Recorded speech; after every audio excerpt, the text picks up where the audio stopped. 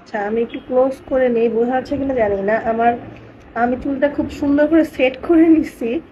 তারপরেও হচ্ছে আমার এই যে বেবি হেয়ার গুলো দেখা যাচ্ছে, একটু কাছ থেকে দেখায়। এই যে এগুলো সব আমার বেবি হেয়ার। হ্যাঁ, আমার সিথি একদম ফাঁকা হয়ে গেছিল।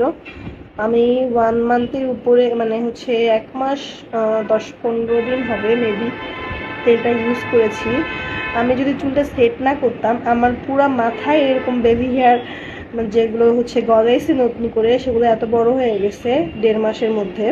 হুম, আমি খুবই স্যাটিসফাই যে আমার পড়ে যাওয়া হেয়ারগুলো আবার নতুন করে গজাইছে, বা এত তাড়াতাড়ি মানে ইমপ্রুভ হবে আমি বুঝতে পারিনি।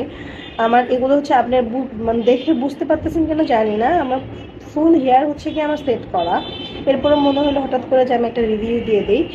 আমার এই পুরা হেয়ারগুলোর এরকম যদি চুল খুলি, সেট না করি, তাহলে পুরা মাথায় এরকম ছোট ছোট হেয়ার চুলের ভেতরে ভেতরে আমার এরকম হয়েছে। এটা সিথি দেখে বোঝা যাচ্ছে। হ্যাঁ, একদম এই যে এতটুকু, এই যে এগুলো একটাও ছিল না।